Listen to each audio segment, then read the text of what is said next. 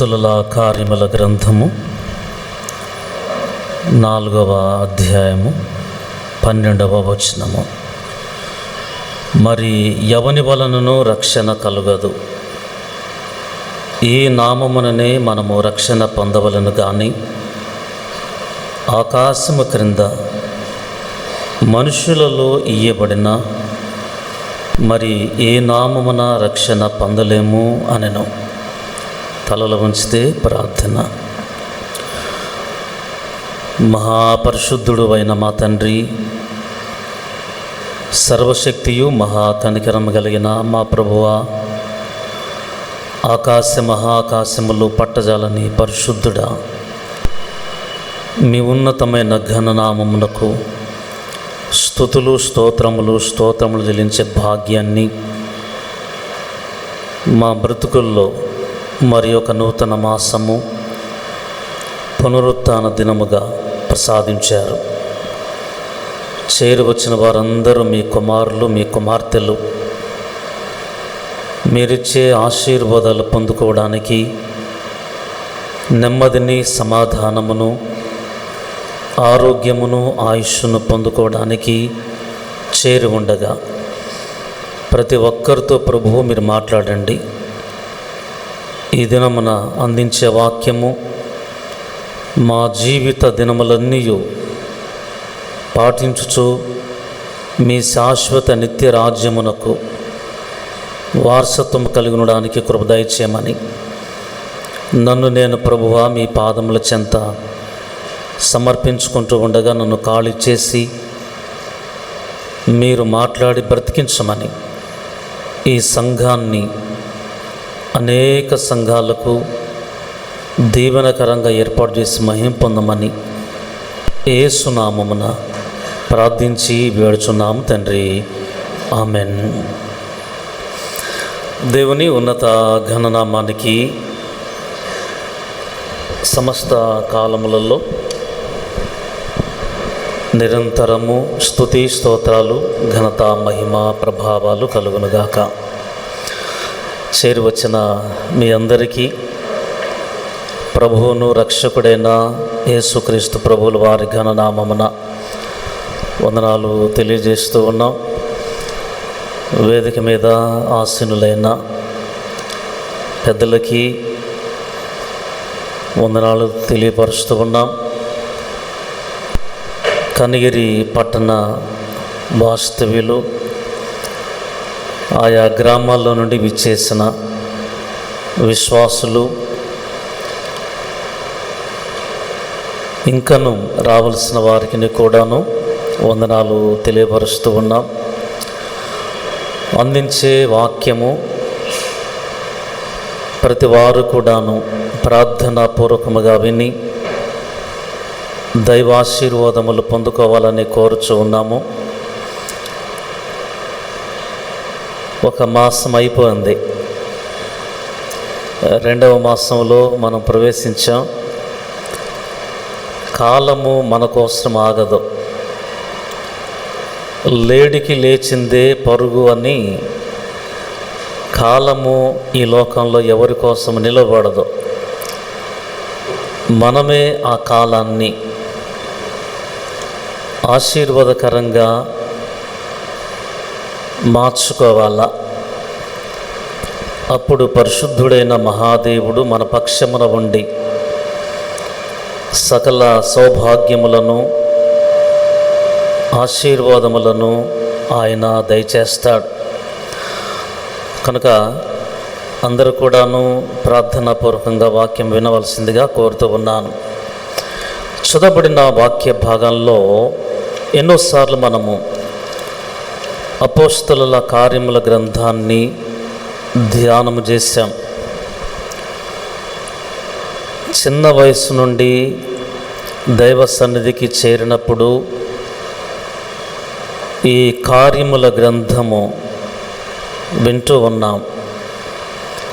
అపోస్తలుల కార్యముల గ్రంథంలో చివరిగా ఆమెన్ అనే మాట ఉండదు. కారణం ఏమిటనగా ప్రభు అయిన యేసుక్రీస్తుల వారు రెండవ రాకడలో వచ్చు వరకు దేవుని కార్యములు జరుగుతూ ఉంటాయి. ఆ మీదట జరిగించిన వారు, అందులో పాల్గొనే వారందరికీ క్షేమము సమాధానము ఉంటుంది. ఈ కార్యములను రాయడానికి చాలామంది పూనుకున్నారు. అట్టి వారిలో ఆనాడు మొదటి శతాబ్దంలో అంతియొకయ పట్టణానికి చెందిన వైద్యుడైన లూకా ఆ రోజుల్లో రాజులకి, సామంతులకి, మహాభాగ్యవంతులకి ఆయన వైద్యం చేసేవాడు.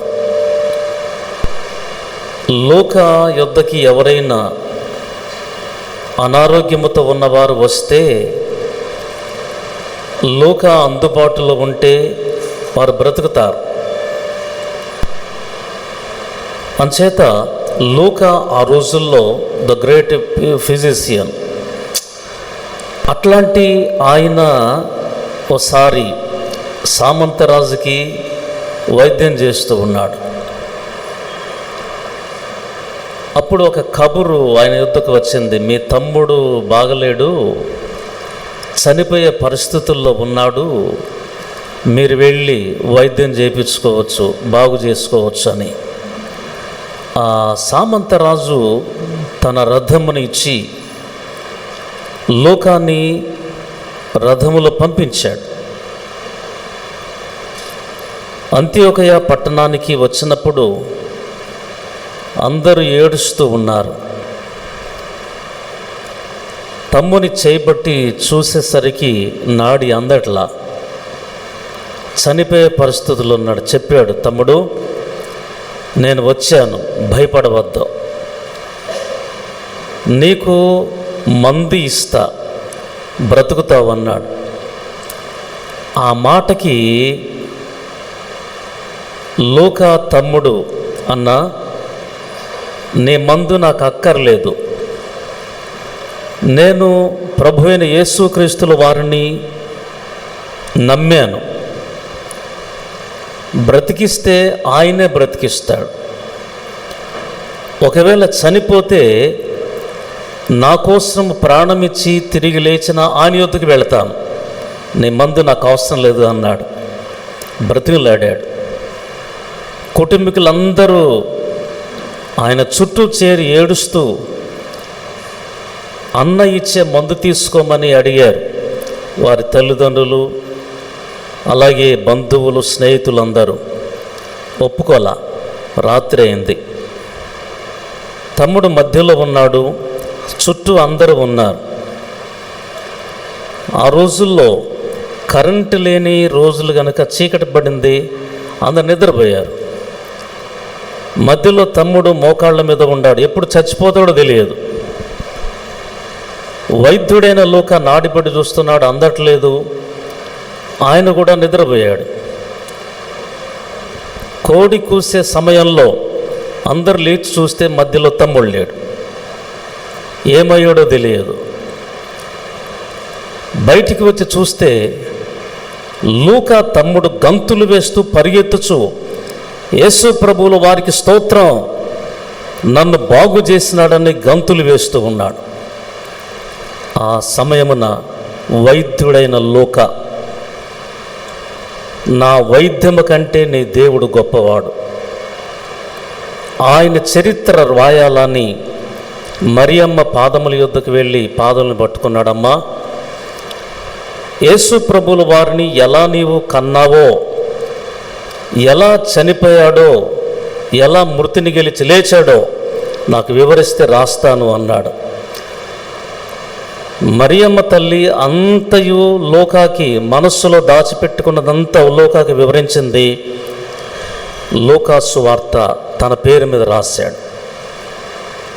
అపోస్తలులతో వెళ్ళి అపోస్తలులు జరిగిస్తూ ఉన్న కార్యములన్నిటిని చూచి,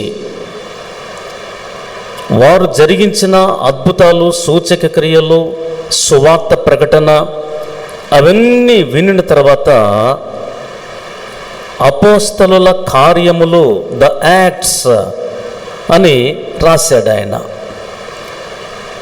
లూకా రాసిన సువార్తలో, అపోస్తలుల కార్యముల గ్రంథంలో ఎక్కువగా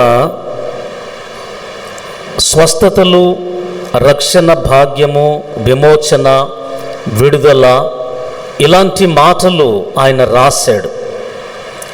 కృష్ణునందు అత్యంత మిక్కిలి ప్రియ దేవుని సంఘమ, పరిశుద్ధుడైన మహాదేవుడు ఈనాడు ఆది సంఘములో జరిగిన కార్యాలను మనము వినబోతూ ఉండగా, కృపగలిగిన దేవుడు మనందరిని దర్శించబోతూ ఉండగా మనము చేయవలసింది ఒకటే,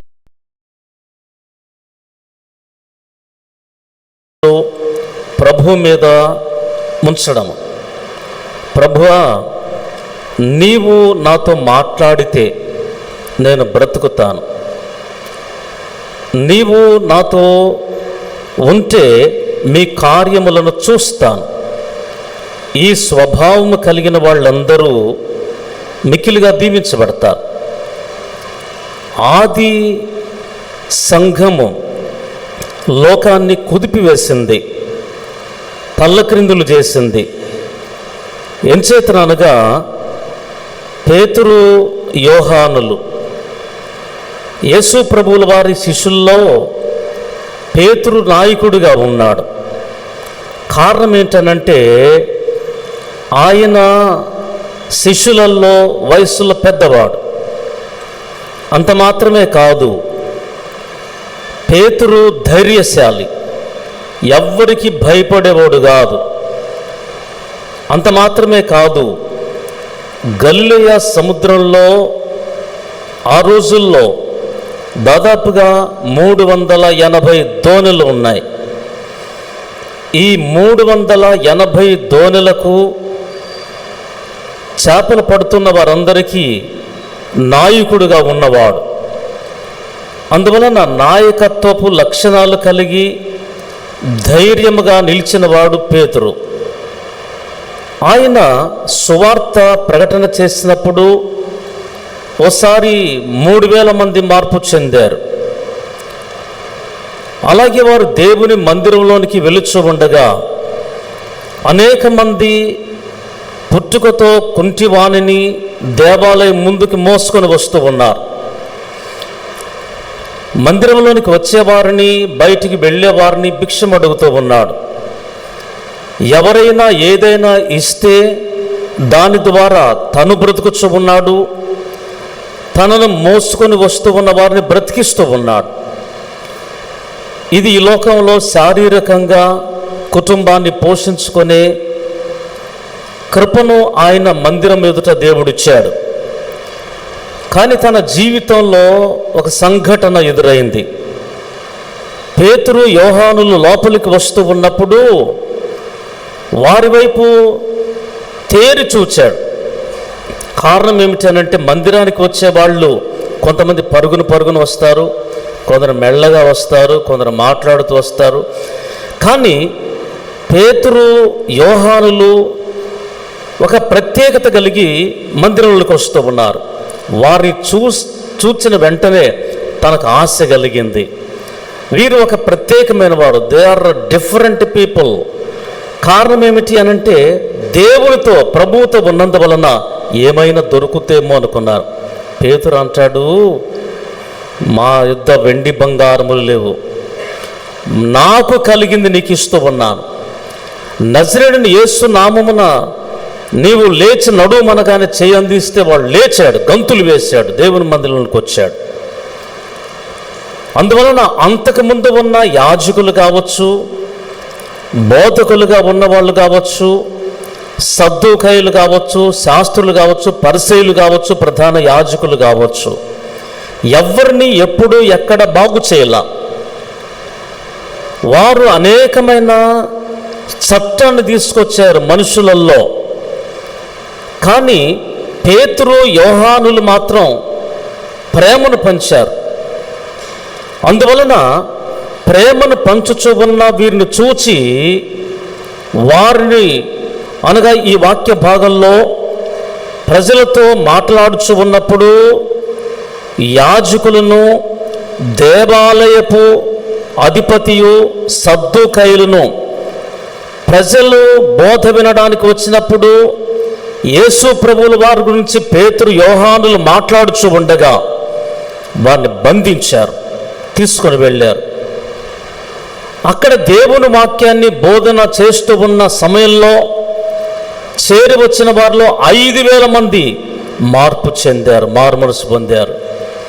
ఒకసారి 3,000 మంది. ఇక్కడ పురుషుల సంఖ్య 5,000 మందికి మార్చబడ్డారు. ఇక అంటే యూదులలో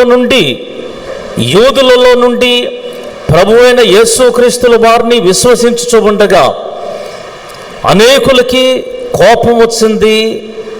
వారిని ఏ రీతిగా ఏమైనా చేయాలనుకున్నారు. వెంటనే వారు ఒక సభను ఏర్పాటు చేసి, ఏ నామమున, ఏ అధికారం బట్టి మీరు బోధిస్తున్నారు అని అడిగారు.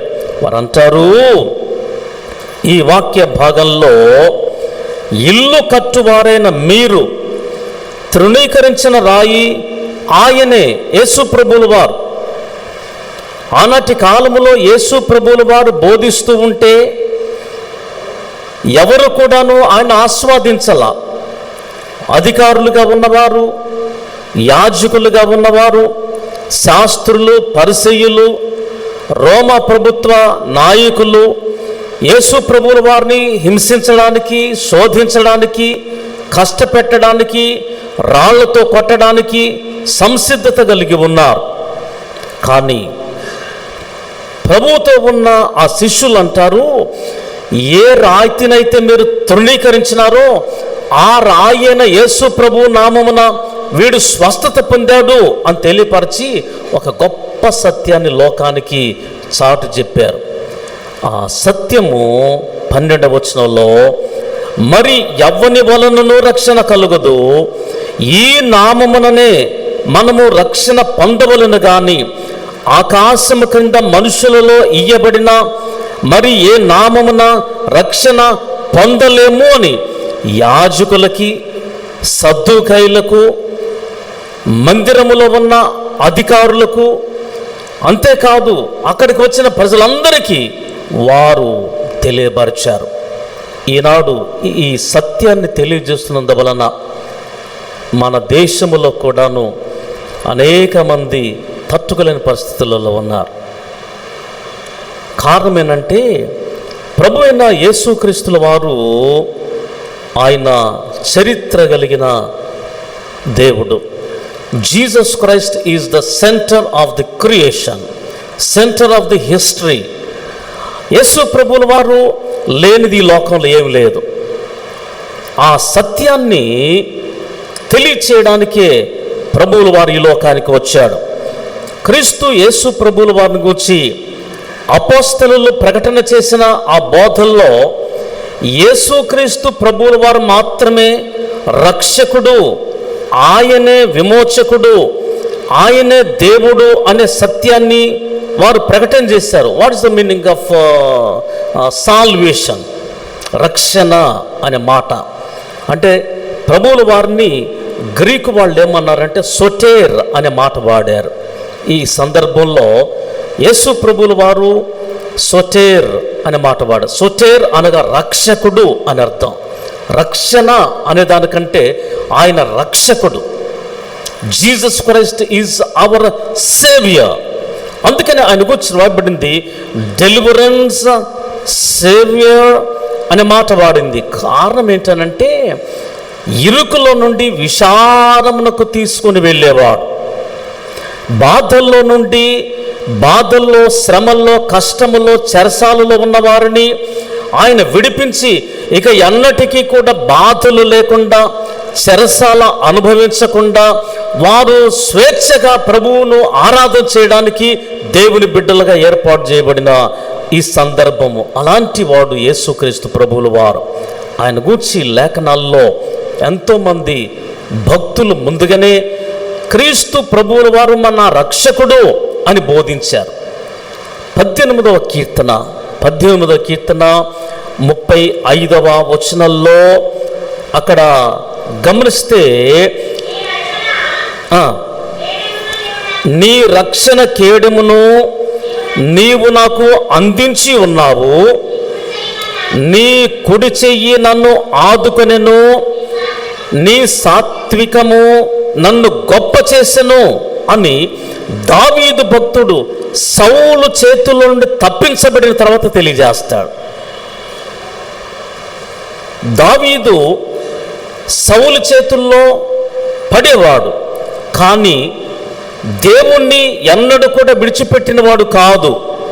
చిన్న ప్రాయము నుండి ప్రభు అయిన యేసుక్రీస్తు వారు ఈ లోకానికి రాకముందు యాహ్వేగా పిలువబడుతూ ఉన్నప్పుడు దేవుణ్ణి ఆరాధన చేసేవాడు. తన యొక్క మందలను తీసుకొని వెళ్ళి అరణ్యములోనికి వెళ్ళిన మీదట ఆయన ఒక చోట తోలి వాటన్నిటిని బట్టి ప్రభువుల వారిని స్తుతించుచు ఆరాధన చేసేవాడు. ఎప్పుడు చూసినా ఒక చేతుల్లో ఒడిసెలు ఉండేది, చిక్కములో రాళ్ళు ఉండేటివి, చేతుల్లో పిల్లను కూడా పట్టుకొని ఆయన వాయించేవాడు. కారణం ఏంటనంటే, ఒకవైపు యుద్ధాన్ని నేర్చుకున్నాడు, ఒకవైపు దేవుణ్ణి ఆరాధించడం నేర్చుకున్నాడు.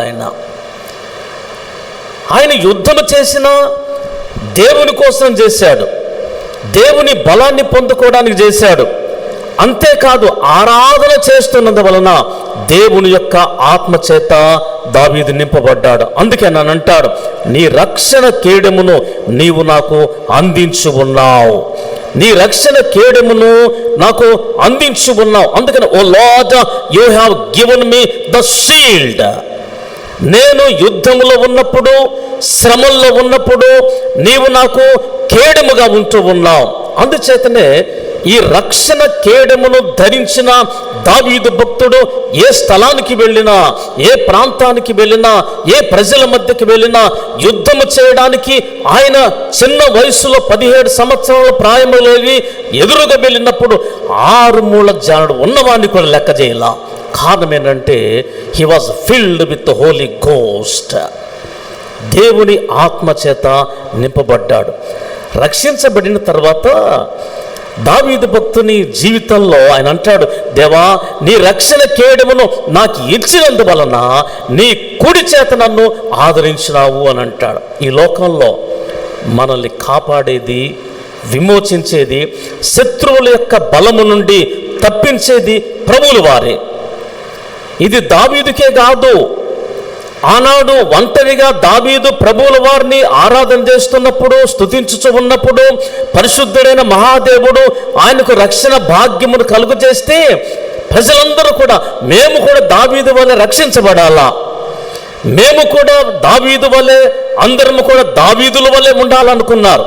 అలాంటి సమయంలో క్రీస్తుకు పూర్వం 712, 20, 22 ఆ ప్రాంతంలో దేవుడు యెషయా ప్రవక్త ద్వారా మాట్లాడతాడు. ఆయన యెషయా గ్రంథం 46వ అధ్యాయం 13వ వచనంలో అక్కడ మహాదేవుడు తెలియపరుస్తూ అంటాడు, నా నీతి దగ్గరకు రప్పించి ఉన్నాను, అది దూరముగా లేదు, నా రక్షణ ఆలస్యము చెయ్యను, సియోనులో నుండి రక్షణ ఉండడానికి నేను నియమించినాను అంటాడు. సియోనులో. నిజమే.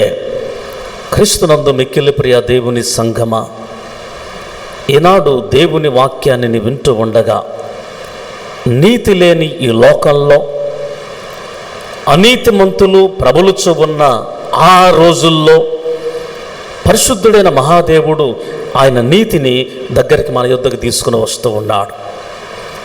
నీతి లేని వారి మధ్యకు నీతిమంతుడు వస్తూ ఉన్నాడు. ఆ నీతిమంతుడు వచ్చి మనకిస్తూ ఉన్న భాగ్యం ఏంటనగా, ఆయన నీతితో పాటుగా రక్షణ మనకు ప్రసాదిస్తూ ఉన్నాడు. కాపరిగా, విమోచకునిగా, కాపాడే తండ్రిగా, యుద్ధములను మాన్పేవాడుగా, వ్యాధులను తొలగించేవాడుగా అని ఏర్పాటు చేశాడు. ఆనాడు ఆ రీతిగా ప్రకటన చేస్తున్నప్పుడు నా రక్షణ ఆలస్యము చేయను అని తెలియపరిచిన సందర్భంలో అనేక మంది ఎదురు చూస్తూ ఉన్నారు, అనేక మంది కనిపెట్టుకొని ఉన్నారు. రక్షకుడు వస్తాడు, మాకు విడుదల విమోచన కలిగిస్తాడు, మేమందరము కూడా ఆయన రెక్కల నీడలో ఉంటాము అని ఎదురు చూస్తూ ఉండగా వారికి, నిరీక్షణ కలిగిన వారికి మహాదేవుడు తెలియపరుస్తూ అంటాడు. ఇర్మియా ప్రవక్త ద్వారా మాట్లాడతాడు. విలాప వాక్యములు 3వ అధ్యాయం 26వ వచనంలో అక్కడ నరులు ఆశ కలిగి యెహోవా అనుగ్రహించు రక్షణను ఓపికతో కనిపెట్టుకొని ఉండడం మంచిది అని తెలియజేస్తాడు. నిజమే, ప్రార్థన చేసిన వెంటనే మనకు ఆశీర్వాదాలు రావు, ప్రార్థన చేసిన వెంటనే స్వస్థతలు మనకు కలగవు, ప్రార్థన చేసిన వెంటనే మనం భాగ్యవంతులము కాలేము, ప్రార్థన చేసిన వెంటనే మనకు ఆశించిన దానిని త్వరగా రాదు. కానీ కనిపెట్టుకొని ఉండాలా. ఏలియా ప్రవక్త వల్లే మనం కనిపెట్టుకొని ఉండాలా. ప్రార్థన చేసి ఆ ప్రార్థనకు ఫలమును పొందుకోవడానికి ఆశతో మనం ఎదురు చూడాలా. అప్పుడు దేవుడు తగిన సమయమందు అట్టి వారికి, ప్రార్థించిన వారికి ఆయన దీవెనలు ప్రసాదిస్తాడు. నీవేం అడుగుతావో, నీ కుటుంబం కోసం అడుగుతావా, నీ వ్యక్తిగతంగా అడుగుతావా, సంఘం కోసం అడుగుతావా, పట్టణం కోసం అడుగుతావా, దేశం కోసం ప్రార్థన చేస్తావా, వాటిని తగిన సమయంలో ఆయన దీవెనలు కుమ్మరిస్తాడు. అడిగిన దానికి ప్రతిఫలం ఇస్తాడు. అడిగిన తర్వాత మనం మర్చిపోవచ్చు, కానీ ప్రార్థన చేసిన తర్వాత మనం మర్చిపోవచ్చు, కానీ దేవుడు మరువక వాటిని ప్రసాదిస్తూ ఉంటాడు. ఎప్పుడు ప్రసాదిస్తాడు అనగా, ఆశ కలిగి ఆయన కోసము ఎదురు చూస్తూ కనిపెట్టుచు ఉన్నప్పుడు పరిశుద్ధుడైన మహాదేవుడు మంచి వాటిని దయచేస్తాడు. కనుక మన ఆధ్యాత్మిక జీవిత దినములలో ఆశ కలిగి మన జీవితాలను ముందుకు తీసుకొని వెళ్తూ ఉండాలా. అందువలన అనేక మంది భక్తులు మొదటి బైబిల్ పాఠంలో మనము చూస్తే హబక్కుకు ప్రవక్త నూతన నిబంధనలో తోమ ఎలాంటి వాడో పాత నిబంధనలో హబక్కుకు ఎలాంటి వాడు. కారణం ఏంటంటే తోమ అనుమానంతో ఉండేవాడు. లేదు యేసయ్య నేను నమ్మను. శిష్యులు తెలియజేస్తారు, యేసు ప్రభువుల వారు దర్శనమిచ్చాడు, మేము చూచాం, ఆయన పునరుత్థానం చెందినాడనంటే, అరే మీరందరు పిచ్చి పుల్లయ్యలరా అన్నాడు ఆయన. మీరంతా పిచ్చివాళ్ళు, నాకు తెలుసు. ఈ తోమ బహుధైర్యం కలిగిన వాడు. అందరూ భయపడి ఇండ్లల్లో ఉంటే ఈ తోమ మాత్రం ఆయన బజార్లు తిరుగుతూ ఉన్నాడు, రోడ్ల మీద తిరుగుతూ ఉన్నాడు. ఏ రోమా సైనికులు భయపడలా, ఏ యూదులకు భయపడలేదు, ఏ ప్రధాన యాజకులకు భయపడలా అని తిరుగుతూ ఉన్నాడు. ఆయన లేని సమయంలో యేసు ప్రభువుల వారు గదిలోనికి వచ్చి దర్శనమిచ్చి మీకు సమాధానం కలుగునుగా కానంటే వారందరూ కూడా ప్రభువా అన్నారు. వారు చెప్పారు, మేము ప్రభువుని చూసామంటే, మీరు ఎవరిని చూశారో అట్లా నేను నమ్మను. యేసు ప్రభువుల వారు పొందిన గాయములలో నా చేతులు పెట్టాలా, నా వ్రేళ్ళు పెట్టి చూడాలా, ఆయన పాదాలను చూడాలా, ప్రక్కలో బల్లెం పొడిచింది దాన్ని చూడాలా, గాయాలు చూచినతేనే నేను నమ్ముతానన్నాడు. సరే మంచిది అనుకున్నాడు. ప్రభువుకు తెలియదేముంది చెప్పండి?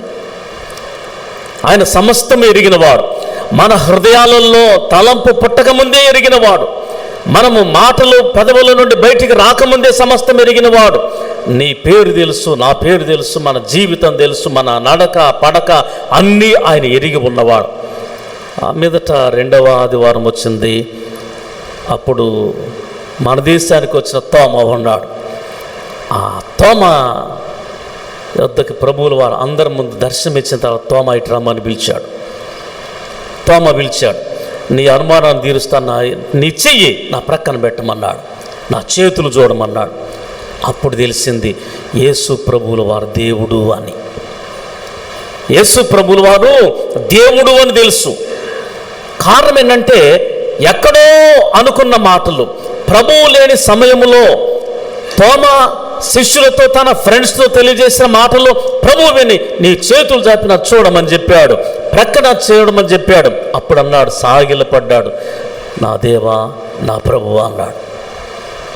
ప్రభువుగా అంగీకరించవచ్చు కానీ దేవునిగా అంత మాత్రం వారు యూదులు అంగీకరించేవాళ్ళు కాదు. యేసు ప్రభువుల వారు ఒక ప్రవక్త అని, ఆయన బోధకుడు అని, రక్షకుడు అని వారు విశ్వసిస్తున్నారు, కానీ దేవునిగా మాత్రం అంగీకరించాలా. అందుకనే తోమా అన్నాడు, దేవా అన్న మాట అన్నాడు. అలాంటి వాడు హబక్కూకు. ఏం ప్రభువా, అక్రమం చేసేవాళ్ళు, అన్యాయం చేసేవాళ్ళు, తప్పు చేసేవాళ్ళు, పాపం చేసేవాళ్ళు ప్రబలిపోతున్నారు, ఆశీర్వదించబడుతున్నారు. నీతిమంతులుగా ఉన్నవారు, మంచితనముగా ఉన్నవారు, వాక్యాన్ని అనుసరించే వాళ్ళు ఎందుకోసం పడిపోతూ ఉన్నారు అని అడిగారు. అందుకనే పరిశుద్ధుడైన మహాదేవుడు వారికి తెలియజేస్తూ అంటాడు, నీతిమంతుడు విశ్వాసం మూలంగా బ్రతకతాడని. అందుకని ఈనాడు పరిశుద్ధుడైన మహాదేవుడు మనకిస్తూ ఉన్న భాగ్యంలో హబక్కూకు భక్తునికి దేవుడు ప్రత్యక్షమైనప్పుడు మాట్లాడుతున్నప్పుడు ఆయన అంటాడు, హబక్కూకు గ్రంథం 3వ అధ్యాయము 18వ వచనంలో, నేను యెహోవా యందు ఆనందించదను, నా రక్షణకర్త అయిన నా దేవుని యందు నేను సంతోషించదును అని తెలియజేస్తాడు. నిజమే, మన దైనందిన జీవితాలు ప్రభువును బట్టి ఆనందించాలా, సంతోషించాలా. ఎందుకంటే ఆయన రక్షణ కలుగు చేసే దేవుడు, ఆయన రక్షణను అనుగ్రహించే దేవుడుగా ఉంటూ ఉన్నాడు. ఒకసారి జరిగిన సత్యాన్ని మనము ఒకసారి నెమరు వేసుకుందాం. చాలామందికి తెలుసు, జాన్ మిల్టన్ అనే ఆయన తెలుసు. ఆయన ప్యారడైజ్ ది లాస్ట్ అనే బుక్స్ రాశాడు. 2 భాగాలు ఉంటాయి. ఆయన చాలా భక్తి కలిగిన వాడు. జాన్ మిల్టన్ అనేట ఆయన చాలా భక్తి కలిగిన వాడు.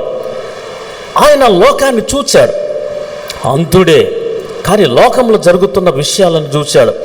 ఏ మనుషులను చూసినా, ఏ దేశంలో చూసినా, ఏ ప్రజలను చూసినా పాపం విస్తరించిపోయింది, అల్లర్లు జరుగుతూ ఉన్నాయి, అక్రమకారులు విస్తరించారు, అనేకమైన దోపిడీలు జరుగుతూ ఉన్నాయి, అనేకమైన అక్రమ కార్యములు విస్తరించుతూ ఉన్నాయి. వీటన్నిటికి మూలం ఏంటి అని ఆయన గుర్తుపెట్టాడు. ఆయన తెలుసుకున్నాడు ఎవరో దీనికి మూల కారణం అనంటే లూసిఫర్ అని ఎరిగాడు ఆయన కదా. పాపానికి మూలం ఎవరనంటే లూసిఫరే, అపవాది. ఆయన అనుకున్నాడు, అరే ఇదంతా లోకమంతా సమాధానకరంగా ఉండాలనంటే లూసిఫర్కు వాక్యం చెప్పాలనుకున్నాడు ఆయన. ఏమండి, మహాద్భుతం అన్నమాట. అసలు ఆరిజిన్కి మనం చెప్పాలా, రూట్ ఎక్కడ ఉందో ఆయనకు వాక్యం చెప్పాలనుకున్నాడు. అనుకొని ప్రార్థన చేశాడు. ప్రార్థన చేస్తే ప్రభువుని అడిగాడు, ప్రభువా నాకు ఒక ఛాన్స్ ఇప్పించు, ఏనంటే మనుషులకి వాక్యం చెప్తా ఉన్నాను, కానీ లూసిఫర్కు వాక్యం చెప్తానన్నాడు. దేవుడు అన్నాడు, ప్రభువుల వారు వద్దయ్యా మిల్టన్, నువ్వు లూసిఫర్ యొద్దకు వెళ్ళి వాక్యం చెప్పొద్దులే అని అన్నాడు. బ్రతిలాడాడు. దాదాపుగా ఆయన 3 సంవత్సరాలు ప్రార్థన చేశాడు. ఎందుకు తెలుసా? లూసిఫర్కు వాక్యం చెప్పాలని. ఇక సరే, భక్తి కలిగిన వాడు, శిష్యుడిగా ఉన్నవాడు అడిగాడు కదా అని ఆయన వెళ్ళమని చెప్పాడు. వెళ్ళమని చెప్తే దేవుడు సర్వశక్తి సంపన్నుడు, లూసిఫర్ మాత్రం శక్తి సంపన్నుడు. దేవుడు సమస్తమునకు ఆధారము, సర్వశక్తిమంతుడు, లూసిఫర్ శక్తిమంతుడు. ఆయన వద్దకి వెళ్ళడానికి దేవుడు ఒక అరగంట లూసిఫర్ రాజ్యాన్ని, తన యొక్క అనుచరులను, వాని యొక్క బెటాలియన్ని దేవుడు బంధించి లూసిఫర్కి వాక్యాన్ని ప్రకటన చేయమని జాన్ మిల్టన్ని పంపించాడు. జాన్ మిల్టన్ ఎలా వెళ్ళాడో తెలియదు కానీ, ఆయన రాయలేదు కానీ ఆయన వెళ్తాడు. లూసిఫర్ రాజ్యంలోనికి వెళుతూ ఉండగా ఆ ఎంట్రన్స్లోనికి పోతుండగానే లూసిఫర్ యొక్క సామ్రాజ్యం బహుఘనంగా ఉంది. ఆయన కూడా సైనికులు ఉన్నారు, లూసిఫర్ను స్తుతించే వాళ్ళు ఉన్నారు, ఆరాధన చేసే వాళ్ళు ఉన్నారు, ఆయనకు సాగిలపడి జేజేలు కొట్టే వాళ్ళు ఉన్నారు. లూసిఫర్ దగ్గరికి వెళ్ళాడు. లూసిఫర్ బ్రహ్మాండమైన మాట బైబిల్లో రాయబడింది కాబట్టి నేను అంటున్నా. అంటే లూసిఫర్ సింహాసనం మీద కూర్చొని ఉండి నిప్పులు చెరుగుతా ఉన్నాడు. ఏం మిల్టన్, ఎందుకు వచ్చావని అన్నాడు. ఏందయ్యా, లోకమంతా నిన్ను బట్టి తల్లడిల్లిపోతా ఉంది, నీకు యేసు ప్రభు గురించి చెప్పాలని, సువార్త చెప్పాలని వచ్చాను. ఎందుకు ఈ సామ్రాజ్యాన్ని ఏర్పాటు చేసుకున్నావు, నరక కూపాన్ని ఏర్పాటు చేసుకున్నావు? ఒక్కసారి యేసు ప్రభువుల వారికి తల ఉంచి సెల్యూట్ కొట్టి తప్పైపోయింది అని అంటే ఆయన క్షమిస్తాడు కదా, ఆయన రాజ్యంలో నీవు తిరిగి కెరూబుగా ఉండొచ్చు కదా అని అంటే లూసిఫర్ అంటాడు, నరకానికి నాయకునిగానైనా ఉంటాను కానీ యేసు ప్రభు మాకు తలంచండి రా అన్నాడు. ఏనంట, నరకానికి నాయకునిగానే ఉంటాను, కానీ యేసు ప్రభుకు మాత్రం తల వంచి నేను సెల్యూట్ చేయను అని చెప్పాడు అన్నమాట. బాధతో బయటకు వచ్చాడు. ప్రభు అన్నాడు, ఇప్పుడు తెలిసింది కదా ఎందుకు నేను వద్దు అన్నాను. వాడు విడువబడిన వాడు, త్రోసివేయబడిన వాడు, నాయకత్వాన్ని కోరుకునేవాడు. నిజమే, ఈ లోకంలో క్రీస్తు యేసు ప్రభువుకు తల వంచని నాయకులు చాలామంది ఉంటారు. వారి వలనే లోకమంతా గలిబిలవుతూ ఉంటుంది. అలాంటి వారిని యేసు ప్రభువులు వారు ప్రేమించి ఈ లోకానికి వచ్చి సిలువ వేయబడ్డాడు. సిలువ వేయబడి ఆయన మన కోసం రక్షణ భాగ్యమును కలుగు చేశాడు. అందుకనే అపోస్తలుల కార్యముల గ్రంథంలో 4వ అధ్యాయము 12వ వచనంలో, మరి ఎవని వలనను రక్షణ కలుగదు, ఈ నామముననే మనము రక్షణ పొందవలను గాని ఆకాశము కింద మనుషులలో ఇయ్యబడిన మరి ఏ నామమున రక్షణ లేదు, పొందలేము అని తెలియజేశాడు. What a tremendous word. నిజమే, ప్రభు అయిన యేసుక్రీస్తుల వారిని గురించి రాయబడింది, యేసు ప్రభుల వారు ఒక్కడే దేవుడు, ఆయన ఒక్కడే విమోచకుడు, ఆయన మాత్రమే సజీవుడిగా ఉంటున్న మహాఘనత కలిగిన పరిశుద్ధుడైన తండ్రి. అందువలన అలాంటి రక్షకుణ్ణి శిష్యులు పొందుకొని లోకానికి ప్రకటన చేస్తూ ఉండగా, విమోచకుణ్ణి ప్రకటన చేస్తూ ఉండగా, అక్కడ పుట్టుకతో కుంటివాడుగా ఉన్నవాడు అందరినీ భిక్షమత్తుకుంటూ ఉన్నాడు, అందరిని అడుగుచూ ఉన్నాడు. ఏ ఒక్కరు యేసు ప్రభువును పరిచయం చేయాల, ఏ ఒక్కరు స్వస్థతను ఆయనకు విడుదల చేయాల, ఏ ఒక్కరు కూడాను ఆయనకు ప్రభువు యొక్క మందిరములు తీసుకొని వెళ్ళి ఆరాధన చేయడానికి మోసుకొని రాలా. ఆయన వెలివేయబడిన వాడు, ఒంటరిగా ఉండేవాడు, అందరూ ఉన్న ఒంటరి జీవితం కలిగిన వాడు, దేవుని వాక్యమును విననివాడు, మందిరములోనే అంటే మందిరము వెలుపట ఉంటూ ఉన్నాడు, కానీ వాక్యం ఆయనకు అందట్లేదు. కానీ యేసు నామములో తనకి విమోచన, విడుదల, రక్షణ భాగ్యము కలిగింది. అనేక మంది తనను బట్టి ప్రభువుల వారిని విశ్వసించడం మనం చూస్తూ ఉన్నాం. కనుక మన దైనందిన ఆధ్యాత్మిక జీవితాల్లో ఎన్నో సత్యాలను మన దైనందిన జీవితాల్లో చూస్తూ ఉన్నాం. అందుకని ఒక మాట రాయబడింది, కొరింథీయులకు రాసిన పత్రిక 2వ పత్రిక 6వ అధ్యాయము 2వ వచనము.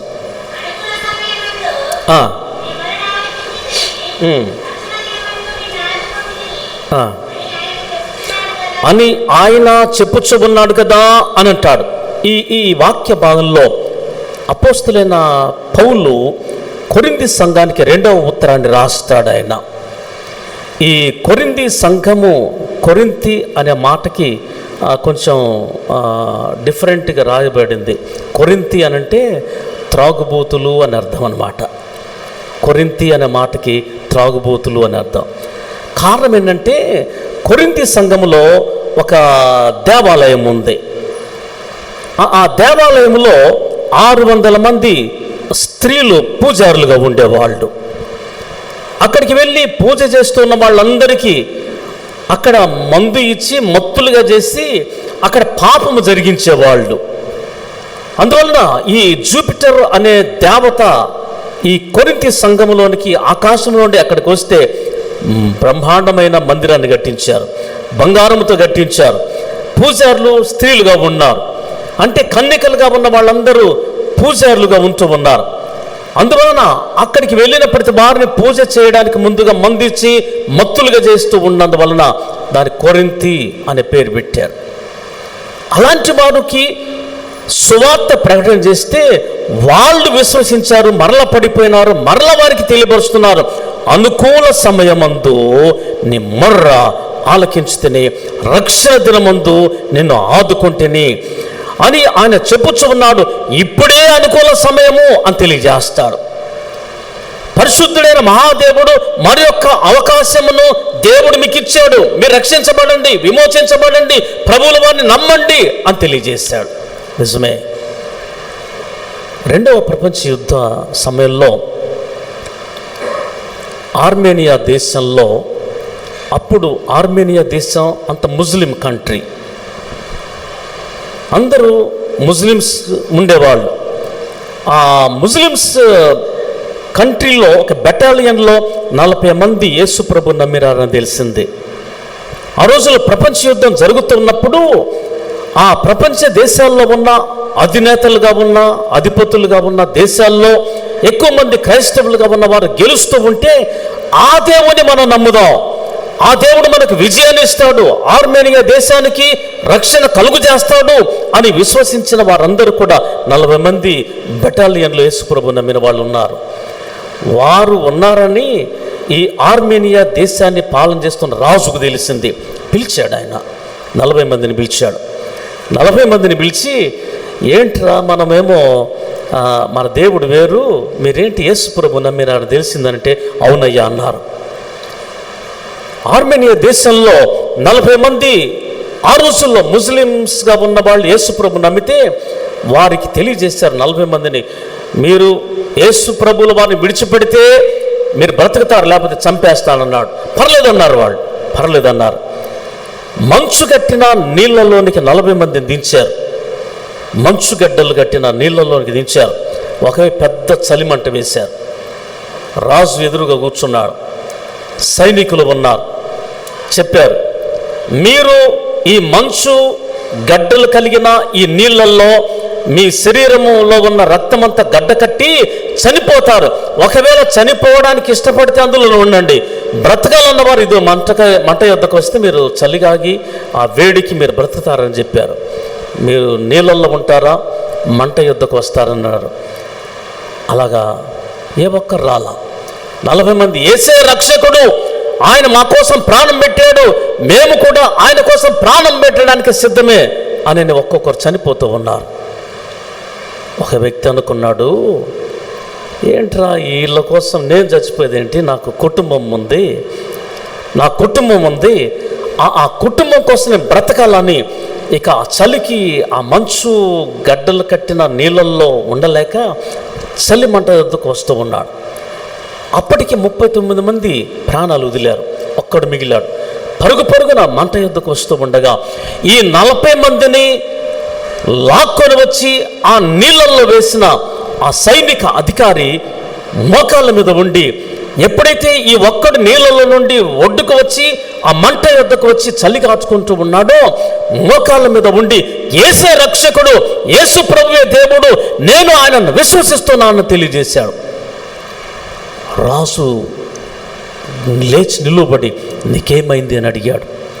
ఎందుకోసం లేవు, ఇప్పటి వరకు వాడిని చంపాలా, చచ్చిపోవాలా, వారు చంపాలా అని నీళ్ళలో తోసివేసినావు కదా, ఎందుకోసం నువ్వు అడుగుతున్నావు అనంటే ఆయన చెప్పాడు, అయ్యా మొదటి వాడు నీళ్ళల్లో పడి చనిపోయిన తర్వాత ఆయన పైకి చూస్తే దేవుని దూతలు రెక్కలు కలిగిన వాళ్ళు సింహాసనాన్ని మోసుకొని వస్తూ ఉండగా ఇతను చనిపోయిన వాడిని సింహాసనం మీద కూర్చుండబెట్టుకొని వారికి ఒక కిరీటం అలంకరించబడింది పైకి వెళుతుంటే నేను చూశాను. అట్లా 39 మంది నీళ్ళలో నుండి చనిపోతే వారు బ్రతికారు, వారు చనిపోలా. వారు సింహాసనం మీద కూర్చుండబెట్టుకొని కిరీటములు ధరింపజేసుకొని గానములతో తిరిగి వెళుతూ ఉండగా నేను చూశాను. కానీ ఇదిగో ఒక్కడున్నాడు, చూస్తే చనిపోకుండా నీళ్ళలో బయటికి వస్తాడు. ఆయన వస్తూ ఉండగా, అంటే నీళ్ళలో ఉన్నంత మట్టుకి ఆయన కోసం కూడా ఆకాశంలో నుండి ఒక సింహాసనం దిగుచూ ఉండగా నేను చూశాను. దేవుని దూతలు దిగి వస్తూ ఉండగా నేను చూశాను. కిరీటము వస్తూ ఉండగా నేను చూశాను. కానీ యేసు ప్రభు దేవుడు కాదు అని బయటకు వచ్చాడు. ఆ సింహాసనం అక్కడ ఆగిపోయింది. నన్ను నీళ్ళలో పడివేస్తే నేను చచ్చిపోతాను, చచ్చిపోతే ఆ సింహాసనం మీద నేను ఆకాశానికి వెళతాను. కాబట్టి నేను యేసు ప్రభు నమ్ముతున్నాను తెలియజేశాను. మా అద్భుతం. ఒకసారి చప్పట్లు కూడా దేవుని స్తుతిద్దామా? నిజమే, మహా అద్భుతం. యేసు ప్రభువులు మనం విశ్వసిస్తే నీవు నేను మనం రక్షించబడతాం. యేసు స్వామిని స్వంత దేవునిగా నమ్మితే మనకి స్వస్థత దేవుడు కలుగు చేస్తాడు. యేసు ప్రభువుల వారిని మన స్వంత దేవునిగా విశ్వసిస్తే ఎలాంటి బాధలు ఉన్నా మనకు తోడుగా ఉండి కాపాడి విమోచన కలుగు చేస్తాడు. కారణం ఏంటనంటే, మరి ఏ నామం వలన నీవు నేను రక్షించబడలేము. యేసు అనే నామమున నీవు నేను రక్షించబడతా. మన కోసమే ప్రభు అయిన యేసుక్రీస్తుల వారు ఈ లోకానికి వచ్చాడు. వైద్యుడైన లూకా యేసు ప్రభువుల వారిని విశ్వసించి లోకానికి ఈయనే రక్షకుడు అని తెలియజేశాడు. పేతురు, యోహానులు యేసు ప్రభువే దేవుడని వారు ప్రకటన చేశారు. ఆది సంఘమంతయు కూడా యేసు ప్రభుల వారి దేవుడు, రక్షకుడని లోకానికి చాటి చెప్పారు. ఏ అపోస్తలుడైతే అనుమానంతో ఉన్నవారు మన దేశానికి వచ్చి సువార్త ప్రకటన చేస్తే ఈ కనిగిరి గడ్డ మీద ఉన్న ఆనాటి నుండి ఈనాటి మట్టుకు మనందరం రక్షణలోనే ఉంటూ ఉన్నాం. మరి రక్షించబడిన నీవు రక్షకుణ్ణి ప్రకటన చేస్తావా? రక్షకుని గురించి సాక్ష్యం ఇస్తావా? ఆ రక్షకుని నీ ఇంట్లో చేర్చుకుంటావా? ఆ రీతిగా చేర్చుకుంటే నీవు ధన్యుడవు, ధన్యురాలవు. తలలుంచుదాం. దేవుడు నీతో మాట్లాడితే, పరిశుద్ధుడైన మహాదేవుడు నీతో మాట్లాడితే, ప్రభువా నీవు నాకు ఇచ్చిన రక్షణ భాగ్యాన్ని బట్టి స్తోత్రాలు. నీవు కూడా నేను పాపముల చేత, అపరాధముల చేత ఉన్నప్పుడు, బంధించబడి ఉన్నప్పుడు, విమోచన లేని సమయంలో నన్ను బ్రతికించావు. నీ స్వరక్తమిచ్చి నన్ను కొన్నావు. రక్షించబడిన వారిలో నన్ను చేర్చావు. ఈ సంఘం రక్షించబడిన సంఘముగా, సజీవ సంఘముగా, అనేక మందికి రక్షణ కీడముగా నీవిచ్చిన విధానాన్ని బట్టి స్తోత్రాలు ప్రభువా అని స్తుతులు చెల్లిద్దాం. ప్రార్థన. పరిశుద్ధుడు అయిన మా తండ్రి, మీకు స్తోత్రాలు చెల్లిస్తూ ఉన్నాం. నమ్మదగిన దేవుడవు, పరిశుద్ధుడవు. మీ ప్రేమ అపారమైంది. నిజమే, మా బ్రతుకుల్లో కూడా నేడే రక్షణ దినముగా మీరు దయచేశారు. ఈ రక్షణ దినమును మేము తృణీకరించక, మిమ్మల్ని సేవించుతూ, ఘనపరుస్తూ, మా జీవితంలో చేర్చుకొని మిమ్మల్ని ఆరాధించడానికి హృదయచేయమని, మిమ్మల్ని విశ్వసించిన వారందరికీ మీ కాపుదల, మీ రక్షణ, మీ విమోచన సాధించమని యేసు నామమున ప్రార్థించి వేడుచున్నాం తండ్రి. ఆమెన్. సమయాన్ని పెద్దలకు అప్పగిస్తాం.